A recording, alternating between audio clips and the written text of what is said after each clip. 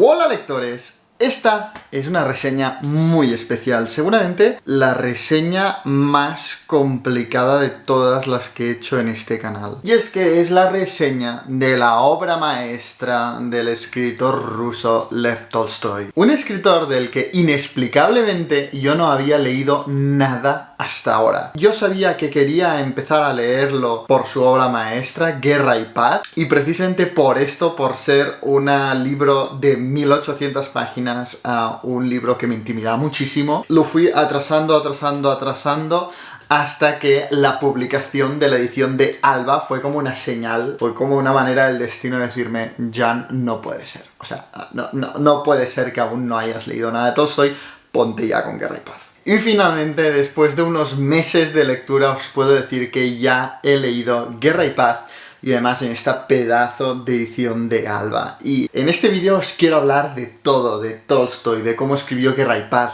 de Guerra y Paz, de su historia, de su estructura, de su estilo, de sus personajes, de las características de esta edición y de una sorpresa final que creo que os va a gustar muchísimo. Pero antes me gustaría comentaros un par de cosillas. La primera es que cuando estéis viendo este vídeo, si lo veis cuando sale, si lo veis pues años después ya no, yo ya estaré en la Feria del Libro de Madrid. Es mi primera feria, nunca he ido, estoy emocionadísimo, ya no solo por la feria sino por toda la gente que desvirtualizaré. Aunque lo he intentado, finalmente no he conseguido que haya un stand ni medio stand dedicado a Trotalibros editorial, pero el libro que sí que encontraréis en la feria, en el stand de mi distribuidora, Las Punchas, 100% seguro, es la última novedad de la editorial, que es Vera, de Elisabeth von Arnim, que ya está a la venta. Es un libro que no podréis parar de leerlo, pasan cosas constantemente, y aunque parte por el mismo camino que todo un clásico del suspense psicológico como es Rebeca de Daphne du Maurier, la trama evoluciona y avanza por derroteros muy distintos, mucho más oscuros, y además es que estoy muy contento de cómo ha quedado la edición. Así que si os llama mínimamente la atención, darle una oportunidad. Si estáis por la feria, os invito a haceros con este libro en el stand de Las Punchas y pues a vernos. Yo estaré casi todo el día por ahí, así que me encantará conoceros si también asistís a este evento. Y si no vais a la feria, ningún problema, podéis encontrar Vera en todas las librerías o en la web de la editorial, os dejaré el enlace por aquí abajo. Bienvenidos a esta reseña, bienvenidos a Trotalibros.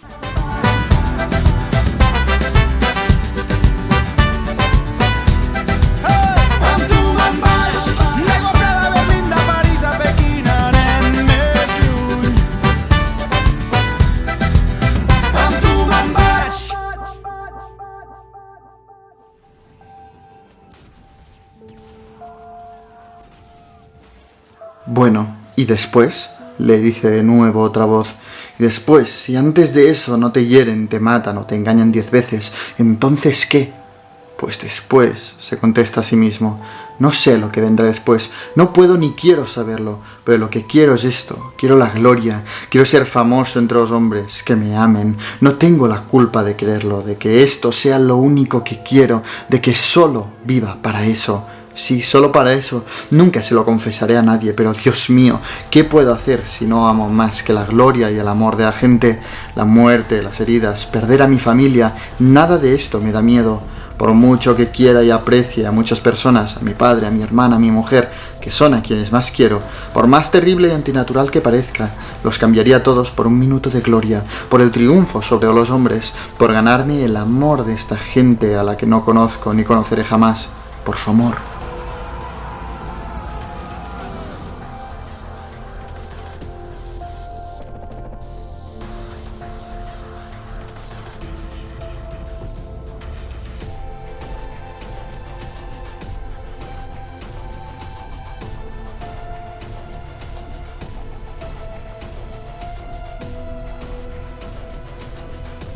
Estoy leyendo las reacciones y los comentarios de importantes escritores de Guerra y Paz y veo como Gustave Flaubert gritó de admiración mientras lo leía. Y yo pienso, ¿cómo voy a reseñar lo que Henry James describió como un monstruo borroso, demasiado grande, una prodigiosa masa de vida? ¿Cómo voy a reseñar yo esto? ¿Cómo voy a reseñar yo, siquiera comentar un libro que Virginia Woolf decía que apenas había algún aspecto de la experiencia humana que no abarcara? ¿Cómo? Pues ni yo lo sé, no os voy a mentir.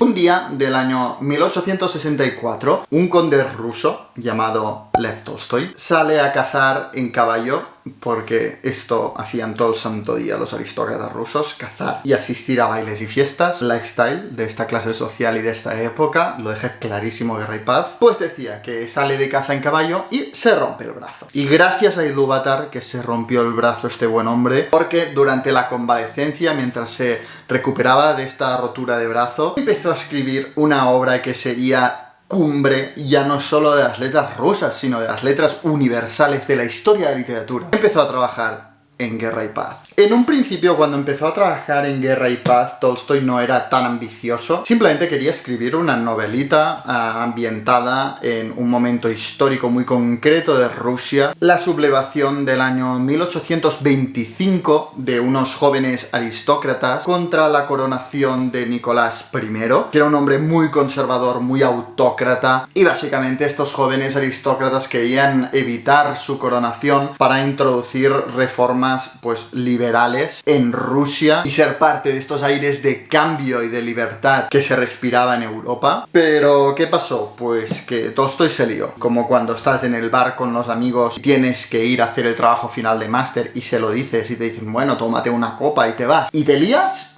Esa noche no vas a hacer el trabajo final de máster, te vas a estar de juerga con los amigos toda la noche y el siguiente día dedicado a la resaca. Es así como funcionan las cosas. Pues Tolstoy se lió. Se lió como todos estos historiadores que siempre van diciendo, bueno, pero es que para entender este evento histórico te tengo que explicar este otro evento histórico anterior, porque es que esto bebe de aquello.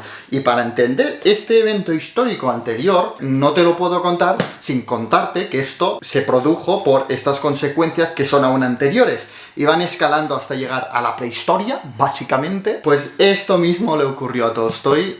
Se fue animando, fue abarcando más y más y más historia de Rusia, hasta que produjo lo que acabó siendo Guerra y Paz. Una obra monumental que a través de la historia de 4 familias aristocráticas rusas hace un retrato de Rusia durante las guerras napoleónicas. Específicamente, Guerra y Paz abarca del año 1805 a 1820. Efectivamente, Tolstoy acabó por no incluir el hecho histórico que fue la semilla de Guerra y Paz, que fue la sublevación de 1825.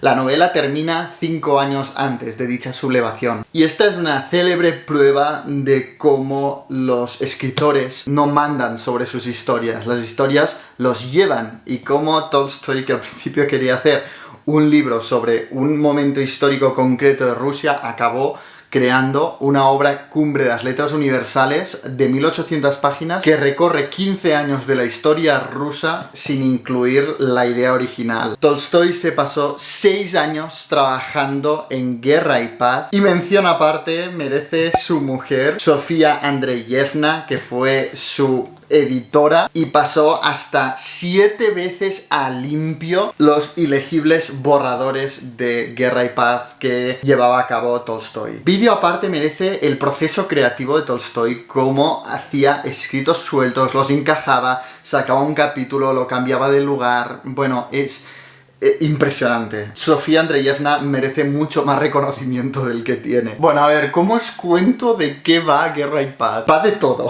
como muy bien dice Virginia Woolf. Pero yo creo que sobre todo hay 2 patas, ¿no? La primera es la del trasfondo histórico y la segunda es la de los protagonistas, la de las familias que protagonizan esta novela histórica. Aunque muchas veces la simplista etiqueta de clásico nos lo impida ver, Guerra y Paz es claramente una novela histórica, como lo puede ser Historia de 2 ciudades de Charles Dickens. Está ambientada en la Revolución Francesa, está ambientada en las guerras napoleónicas. Pero a diferencia de Historia de 2 ciudades, cuyos personajes son todos ficcionales, Tolstoy introduce personajes que son reales, entre los cuales Napoleón Bonaparte, el emperador ruso Alejandro I o incluso el general ruso Kutuzov. Personajes históricos reales discurren por la novela y tienen conversaciones, interactúan con los protagonistas ficcionales de esta novela. Tolstói realizó una gran tarea de investigación como para atreverse a introducir estos personajes. Se informó muchísimo de su personalidad, de sus defectos, de sus virtudes, de su forma de hablar, para hacer que, aunque obviamente los detalles o lo que dicen en esta historia es completamente ficción, incluso los mismos personajes históricos, si leyeran Guerra y Paz, se pudiesen reconocer. Aunque fueron varios los títulos que Tolstói consideró para Guerra y Paz, desde Tres épocas al shakespeariano, Bien está lo que bien acaba, creo que Guerra y Paz es el título perfecto que engloba toda la naturaleza de la novela. Y es que abarca un periodo histórico bastante turbulento y agridulce de Rusia, que constantemente alterna periodos bélicos y periodos pacíficos. La novela arranca más o menos con la batalla de Austerlitz, una de las mayores vergüenzas de Rusia, así como una de las mayores victorias de Napoleón. La victoria aplastante de Napoleón en esta batalla marca el fin de la tercera coalición, es decir, la alianza entre Reino Unido, Austria, Rusia, Nápoles y Suecia para enfrentarse y frenar a este imperio creciente que es el napoleónico. Después de esta guerra inicial, que marca el inicio de Guerra y Paz, viene la paz posterior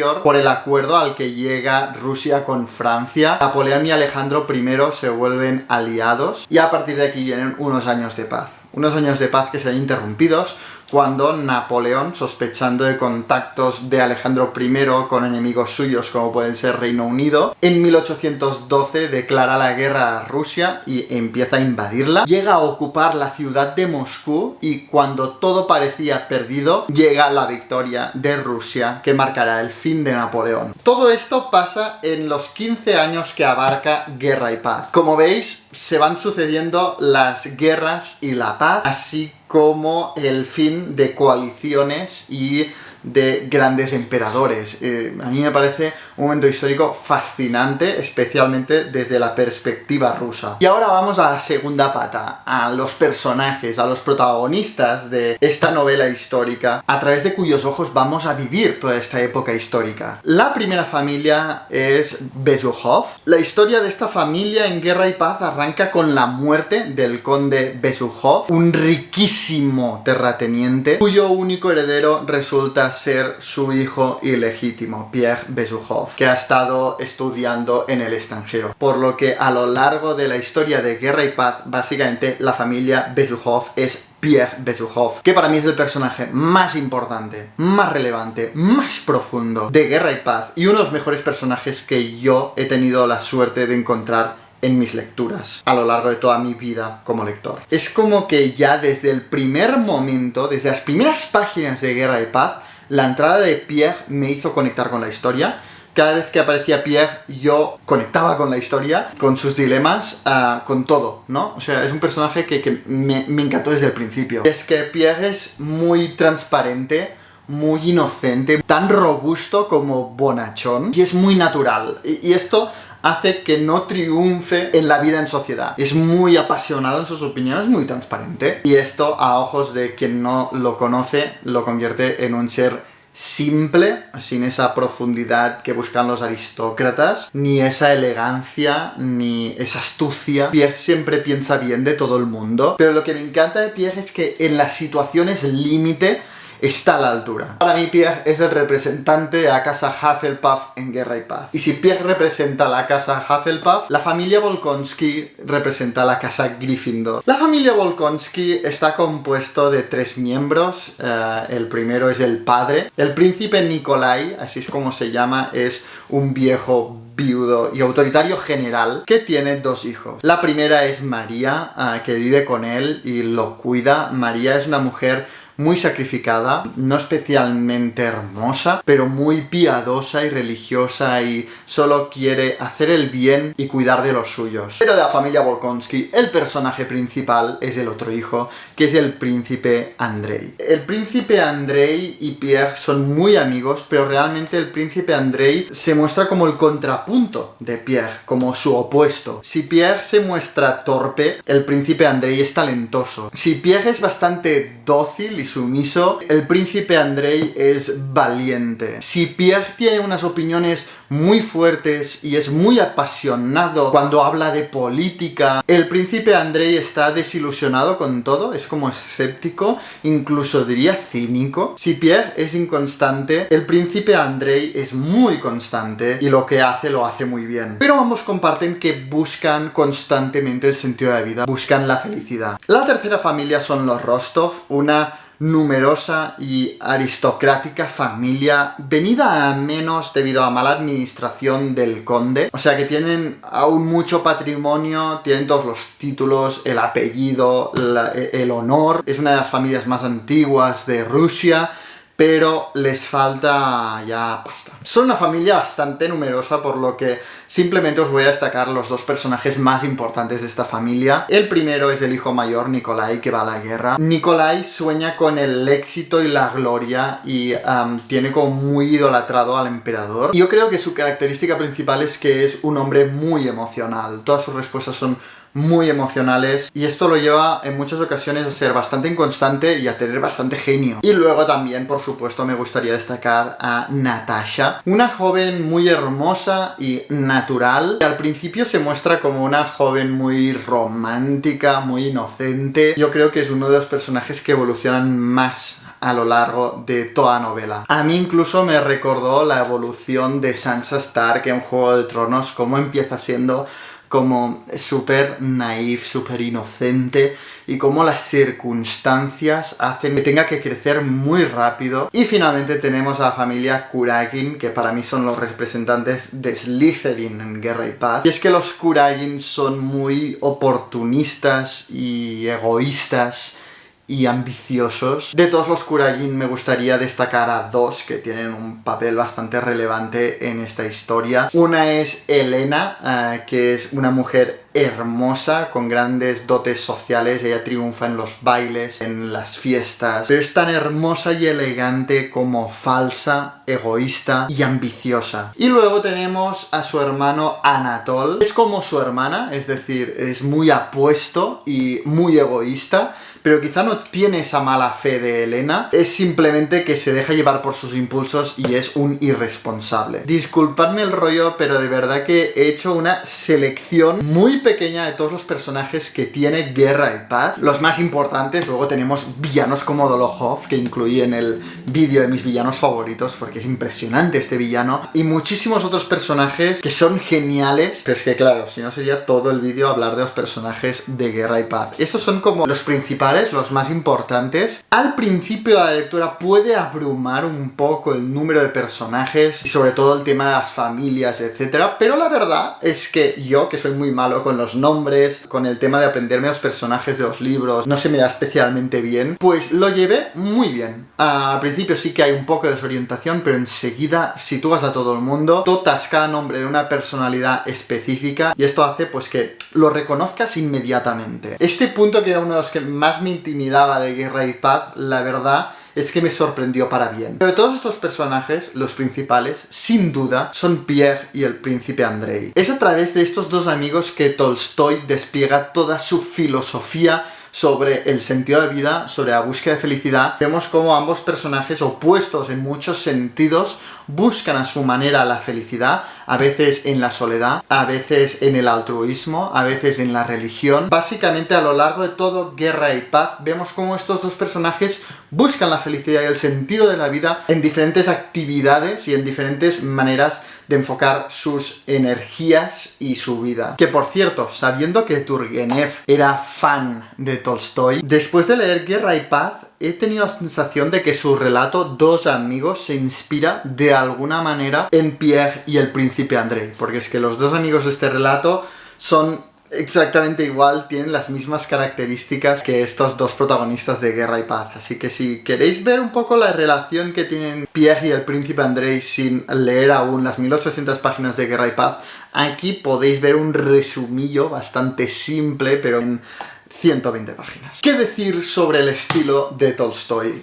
Pues que me ha sorprendido muchísimo. Guerra y Paz es una novela realista, se nota muchísimo la gran tarea de investigación que llevó a cabo Tolstói para dar todos los detalles que da en cada escena, en cada descripción, en cada personaje histórico que aparece y participa activamente en la trama. Una cosa que me llamó bastante la atención del estilo de Tolstói, que repito, yo no había leído nunca a este autor, es el uso de la repetición. A Tolstói le encanta coger una característica de un personaje e irlo repitiendo constantemente, lo cual a mí, sinceramente, me encanta. Y me encanta especialmente en una novela con tantos personajes. Es lo que os decía antes, aunque al principio te abruma muchísimo la lluvia de nombres, el hecho de que constantemente repita características de sus personajes hace que enseguida el nombre deje de ser un nombre y sea una persona con sus rasgos, con sus defectos, con su personalidad muy bien perfilada y marcada. Y luego, sobre todo, el estilo de Tolstói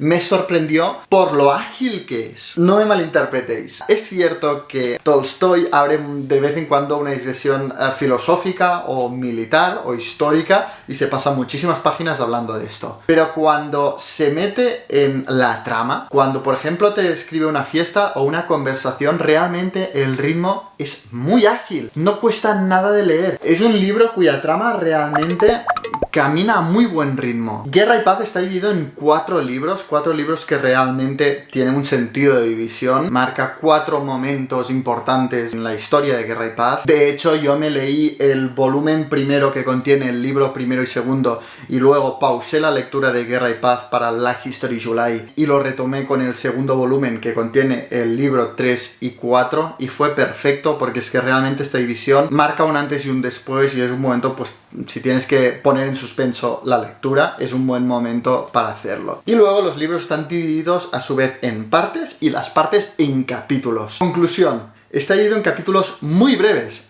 Esto también me sorprendió muchísimo. Yo esperaba, no sé por qué, capítulos súper largos. Los capítulos son brevísimos, lo cual hace muy fácil ponerte a leer Guerra y Paz. Porque siempre dices, bueno, va, un capítulo más, y vas leyendo y realmente se te pasan volando las 1800 páginas que conforman Guerra y Paz. Y esto aún hace más fácil y de alguna manera ágil de leer esta novelaza. Luego, más allá de esto, Guerra y Paz son prácticamente 2 novelas separadas que aún así se retroalimentan de alguna manera, se corresponden. La primera es la guerra y la segunda es la paz. La parte de la guerra es quizá la que se puede hacer más pesada para algunos lectores, y es que en los periodos de guerra de esta historia, Tolstói se pone el sombrero de historiador y empieza a enrollarse sobre estrategias militares, sobre diferentes opiniones históricas / filosóficas sobre la guerra, sobre por qué se dio una derrota o una victoria en cada momento, en cómo eran los movimientos de los ejércitos, etc. Solo os diré que Daniel Pennac, como una novela, pone como ejemplo Guerra y Paz para defender el derecho a saltarse páginas. Es absolutamente normal y no hay nada malo en ello, que en la primera lectura de Guerra y Paz, cuando estás súper intrigado por la trama, por la historia de los protagonistas, las 1000 intrigas, ¿no?, que conforman la trama ficcional de Guerra y Paz, cuando Tolstói se te pone a hablar de las estrategias militares de Kutuzov o de las condiciones que llevaron a la derrota en la batalla de Austerlitz durante cientos de páginas, pues te sientas tentado de pasarte las páginas y centrarte en la trama principal. A mí me interesaron, si bien no tanto como las partes de Paz. Yo creo que toda la filosofía y la parte histórica que despliega durante los periodos de guerra también son muy interesantes. Y por otro lado tenemos la segunda novela, ¿no?, que se va alternando con esta primera, que son los periodos de paz. Aquí es donde la trama y los personajes cogen todo el protagonismo. A mí había momentos que incluso me recordaba a la mejor Jane Austen, como Tolstói coge a los personajes y los enreda en fiestas, en bailes, hay raptos, hay momentos en los que se tienen que cubrir las vergüenzas de las familias aristócratas, hay personajes que llevan a otros personajes por el mal camino, a arruinarse, hay de todo. Todo muy bien construido en momentos intensísimos y de una profundidad psicológica impresionante. Bueno, la mejor Jane Austen. Y ya os digo, estas partes se desarrollan rápidamente, esto me sorprendió muchísimo. Muy curioso cómo Tolstói en muy pocas páginas te presenta el dilema moral, la situación, la personalidad de cada uno de sus personajes, sobre todo teniendo en cuenta pues que es una novela de unas 1800 páginas, por lo que nunca pensaría que dijera en esta reseña que me fascina cómo en tan pocas palabras Tolstói desarrolla temas tan complejos en sus personajes. Y esta dualidad entre la guerra y la paz también se da en los temas que yo creo que abarca Tolstói en esta novela. En los periodos de guerra, yo creo que el principal tema que afronta Tolstói es una crítica a los historiadores que leen la historia como una sucesión de decisiones de los grandes hombres, ¿no?, de las épocas históricas. Por ejemplo, que leen la batalla de Austerlitz desde las decisiones de Napoleón y las del general Kutuzov, en las órdenes y decisiones de los grandes hombres. Y Tolstói repite una y otra vez en Guerra y Paz que no está de acuerdo con esta forma de leer los hechos históricos. Básicamente defiende que la historia es completamente arbitraria, y más en las guerras, que las guerras son llevadas a cabo por el azar y porque de alguna manera no podrían haber sido de otra forma. El azar quiso que la cosa fuera así y que las decisiones de los grandes hombres, de los grandes emperadores, de los grandes generales, de las grandes estrategias no tienen ningún efecto en la realidad. Y luego tenemos los periodos de paz. Y en la paz el tema al que se acerca Tolstói es a la búsqueda del sentido de la vida, a la búsqueda de felicidad a través de los protagonistas Pierre y el príncipe Andrei, que a mí personalmente es el tema que más me ha gustado de la novela. Me ha encantado Guerra y Paz, de verdad me ha fascinado. Hay tantos momentos que me han dejado sin aliento. Hay tantos personajes que se quedarán grabados en mí como en fuego. Tantos temas, tantos momentos que marcaría. Por ejemplo, el final del libro segundo, el momento en el que Pierre ve la cometa en el cielo estrellado. Impresionante, magistral. De verdad, me he quedado sin palabras. Lo voy a leer todo de Tolstói. Acaba de nacer una nueva obsesión en mí. Sabía que sería así. De alguna manera lo iba retrasando porque quería leer Guerra y Paz en el momento perfecto, porque sabía que me fascinaría, y así ha sido. Me he quedado alucinado, sin palabras. Os recomiendo a todos leer Guerra y Paz. Eso sí, hacedlo cuando tengáis tiempo para dedicarle. Yo, de lo que he leído, solo hay un libro que podría igualar a Guerra y Paz en el sentido de ambicioso, de abarcar tantos periodos históricos y tantos personajes y todos tan bien construidos, y es Los Miserables de Víctor Hugo. Creo que comparten muchísimas cosas ambas novelas. De hecho, ya os he dicho que la semilla de Guerra y Paz fue una sublevación de jóvenes aristócratas, y Los Miserables al final siguió esta semilla relatando, ¿no?, la sublevación, la revolución de unos jóvenes populares en este caso. También me gustaría dedicar unas rápidas palabras a la edición de Alba de Guerra y Paz. Soy consciente que es una edición cara, por qué negarlo, son 1800 páginas, de Alba, a tapa dura, un box, yo lo sé. Pero si queréis leer Guerra y Paz, os recomiendo muchísimo esta edición. Contiene una completísima guía de personajes que os va a ayudar muchísimo, sobre todo al principio de la lectura, y en la que se destacan en negrita los personajes históricos reales. Y una de las cosas que me ha gustado más de esta edición es que Guerra y Paz está plagado de francés. La aristocracia de la época que recrea Guerra y Paz hablaban constantemente francés, eran super snobs. De hecho, también se ve una evolución en esto, cómo el francés va desapareciendo y cómo incluso esa curiosidad que es cercana a la admiración que sienten los rusos al principio por Napoleón se va diluyendo hasta que se convierte en un monstruo odiado. El francés está constantemente presente. El tema es que está en francés en el original, en ruso. Las ediciones al español hasta ahora pues han optado por varias soluciones. A veces eliminan completamente el francés y lo traducen todo al español, lo cual a mí no me parece muy leal a lo que quiso hacer Tolstói, que fue criticado por poner tanto francés y él lo defendió fervientemente. Hay otras ediciones que simplemente lo ponen en francés y no lo traducen, lo cual, pues, si no tienes mucho dominio del francés, puede ser una putada, en una palabra, porque es que realmente hay conversaciones enteras en francés e importantes. Otras ediciones han optado por poner todas las traducciones al francés al final del libro, lo cual es pesadísimo porque constantemente tienes que interrumpir la lectura para leer los pasajes en francés. Y luego está Solución Perfecta, que es por la que ha optado la edición de Alba, que es poner la traducción al francés en notas a pie de página. Son muchísimas notas a pie de página y como soy editor, aprecio el esfuerzo porque esto en maquetación debe ser un maldito infierno. por lo que bravo Alba por esa solución, me parece idónea. Y finalmente está por supuesto la traducción de Joaquín Fernández, que es remarcable. Obviamente no sé ruso, pero me ha parecido súper natural y fluida la traducción de Guerra y Paz, así que felicidades a Joaquín Fernández.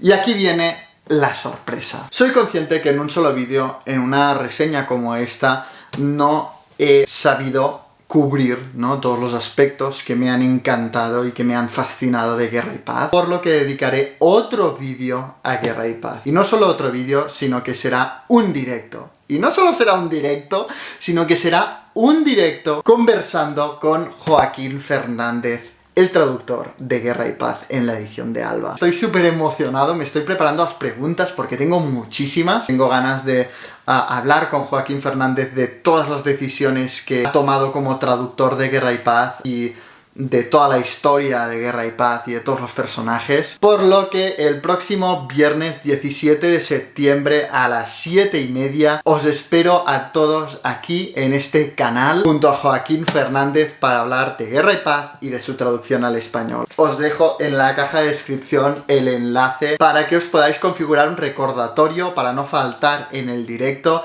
Como siempre habrá chat lateral para que podáis hacer vuestras preguntas, para que podáis proponer vuestros temas. Bueno, ya os digo, yo creo que es de los directos más especiales que he hecho en este canal y de alguna manera, ¿no?, cerrará el ciclo de Guerra y Paz en este canal. Sin duda, ya uno de mis libros favoritos. Y esto es todo. Dame un like si os ha gustado esta reseña. Dejadme en los comentarios si habéis leído Guerra y Paz, si os gustó los periodos de guerra o os quedáis solo con los de la paz. ¿Qué os transmitió esta novela? Si no la habéis leído, si os llama la atención, si os vais a animar a leerla. Dejadme todo esto en los comentarios que yo os leo siempre. Y sobre todo, no olvidéis suscribiros en el canal para no perderos ningún vídeo. Y leen mucho.